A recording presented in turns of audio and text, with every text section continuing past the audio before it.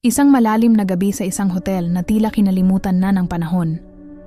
Ang mga pader nito ay saksi sa libu-libong kwento. Ngunit may isang kwartong pinipilit itago ang sarili nitong sikreto. Isang kwartong walang numero, nakasiksik sa pagitan ng room 2113 at 215. Isang espasyong hindi dapat umiral, isang pinto na hindi dapat buksan. Bawal pumasok dito. Yan ang laging bilin ng matatandang staff. Ngunit bakit? Ano ang nasa loob? May mga bulong-bulungan tungkol sa isang bisitang nag-check-in, pero hindi na kailanman nag-check-out. May nagsasabing portal daw iyon sa ibang dimensyon, pero lahat ay pawang haka-haka lang. Isang gabing maulan, dumating ang isang bagong bisita, si Marco. Pagod mula sa mahabang biyahe, ang gusto lang niya ay makapagpahinga. Sa reception, isang bagitong staff ang nag-abot sa kanya ng susi. Room 214, sir.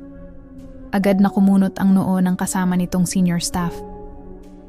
Teka, wala tayong room 214. Bulong nito, pero huli na ang lahat. Nakaalis na si Marco.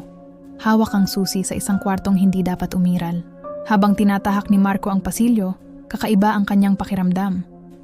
Malamig ang hangin at tila may mga matang nakamasid sa bawat hakbang niya. Room 213. Tapos, isang pinto na walang numero at room 215. Nagtaka siya. Bumalik siya sa pinto na walang marka.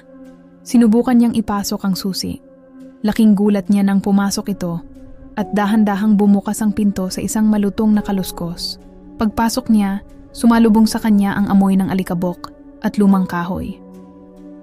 Ang mga gamit ay balot sa puting tela, tila isang museo na hininto ng oras.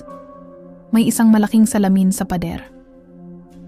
Habang tinitingnan niya ang kanyang refleksyon, napansin niya ang isang bagay na mali. Sa likod niya, sa refleksyon, may isang babaeng nakaupo sa kama, nakatingin sa kanya. Dahan-dahan siyang lumingon. Wala. Walang tao. Bumalik ang tingin niya sa salamin. Nandoon pa rin ang babae, pero ngayon, dahan-dahan na itong tumatayo. Ang mga mata nito'y malungkot at may kung anong pait sa kanyang mga labi. Biglang namatay ang ilaw. Isang nakabibinging katahimikan ang bumalot sa buong kwarto. Kinapa ni Marco ang pader para sa switch, pero wala siyang makita. Ang tanging liwanag na lang ay nanggagaling sa siwang ng pinto. Sa gitna ng dilim, narinig niya ang isang bulong. Sino ka? Bakit ka nandito sa kwarto ko? Nanginginig ang buong katawan ni Marco. Tumakbo siya papalabas ng kwarto, hindi na lumingon pa. Sa kanyang pagtakbo, narinig niya ang pagsara ng pinto sa likuran niya, kasabay ng isang mahinang pag-iyak. Pagdating niya sa lobby, hingal na hingal siyang nagkwento sa staff. Namutla ang senior staff. Yun ang kwarto ni Elena, sabi niya. Isang bisita, dekada na ang nakalipas.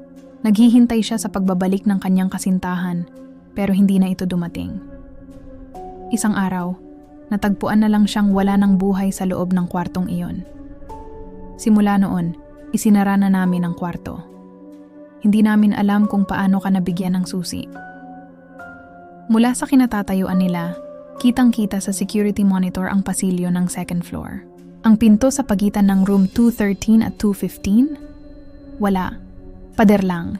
Isang solidong pader. Para bang ang kwarto kung saan siya pumasok ay hindi kailanman umiral.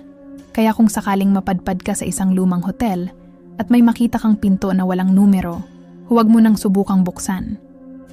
Dahil baka ikaw na ang susunod na bisitang maghihintay, magpakailanman. Salamat sa panonood mga kakwento. Kung nagustuhan niyo ang ating istorya ngayong gabi, huwag kalimutang mag-like, share at mag-subscribe para sa marami pang kwentong magbibigay sa inyo ng kababalaghan. Mag-ingat kayo palagi, lalo na sa mga pinto na hindi dapat buksan. Hanggang sa muli.